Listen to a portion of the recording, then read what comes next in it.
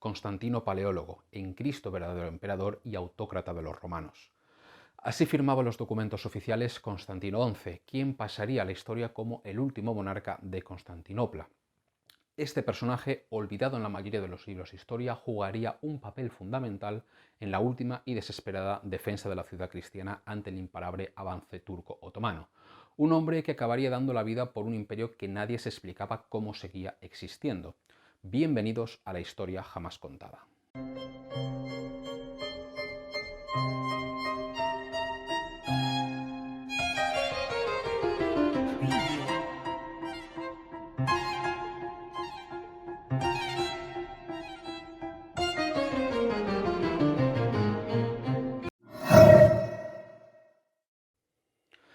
Si nos basamos en los cánones de pureza de sangre que se empleaba para medir la legitimidad de los gobernantes y de los nobles en la Edad Media, Constantino podría parecernos un simple bárbaro usurpador.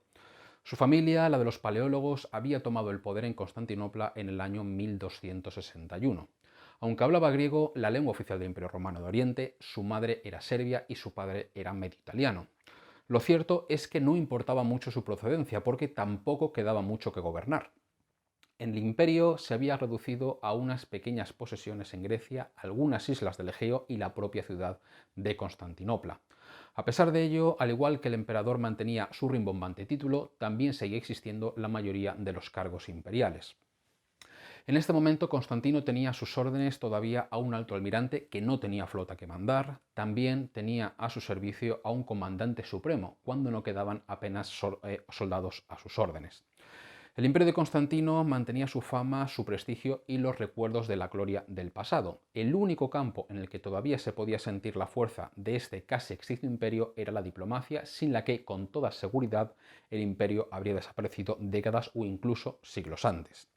Con este panorama desolador, Constantino fue coronado emperador de los romanos en el año 1449. Su ascenso al trono no fue en absoluto grandioso, de hecho ni siquiera fue coronado en Santa Sofía, sino que se hizo con las riendas del imperio desde la ciudad de Mistra en el Peloponeso. Su toma del poder fue tan penosa que tuvo que desplazarse a la corte otomana para que el sultán Murad le diese su aprobación. A su vuelta incluso tuvo que pedir dinero para poder regresar a Constantinopla, ya que los fondos imperiales no bastaban para pagarle el pasaje de vuelta. Lo cierto era que si Constantino conseguía mantener vivo el imperio sería un verdadero milagro. La ciudad de Constantinopla era un vivo reflejo de todo el imperio. Todavía se mantenían en pie los grandes monumentos y los edificios del pasado. Santa Sofía seguía siendo la mayor iglesia de la cristiandad, donde se custodiaban algunas de las reliquias más sagradas del mundo, como por ejemplo la parrilla donde se martirizó a San Lorenzo o un recipiente de piedra donde Abraham habría dado de comer a los ángeles antes de que destruyesen Sodoma y Gomorra. También se conservaban grandes monumentos que recordaban las glorias militares del pasado. Por ejemplo, en esta época seguía en pie una gran columna de la Victoria coronada por una estatua ecuestre del emperador Justiniano. La efigie tenía el brazo extendido hacia Anatolia como queriendo marcar la vía de expansión del imperio, pero que ahora recordaba el origen del pueblo que había acabado con los dominios de Bizancio.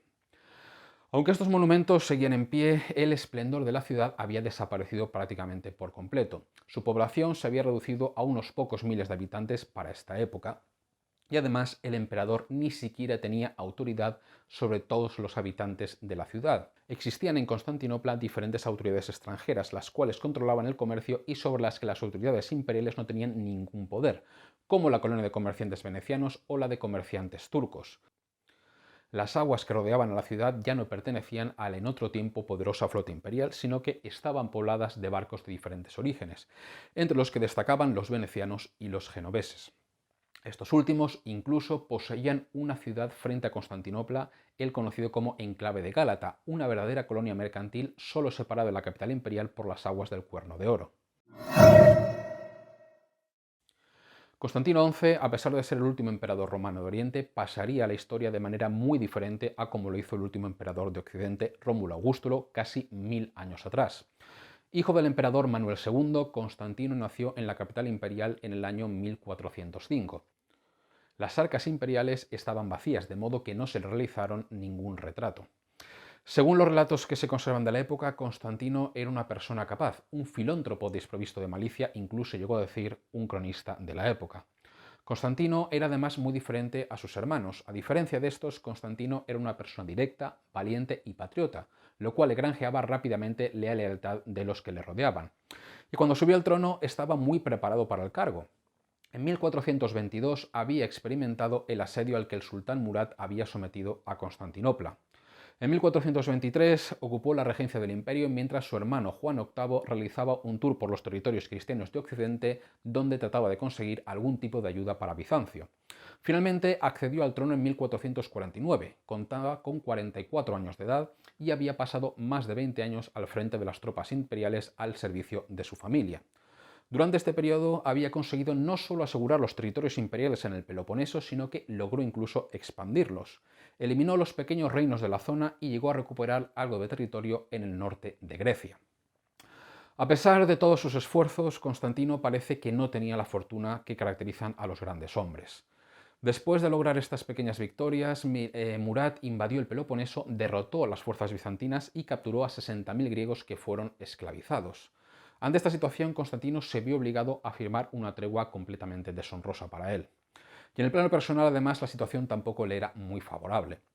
Aunque su madre logró que se le coronara emperador antes que a otros de sus tres hermanos, los esfuerzos de Constantino de forjar una alianza matrimonial no tuvieron en absoluto éxito.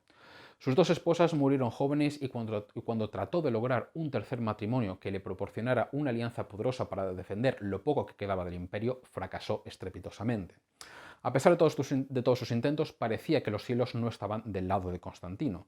El emperador hizo todo lo que estuvo en su mano para mantener vivo el imperio, pero por mucho que se esforzase, no podía detener el avance del destino.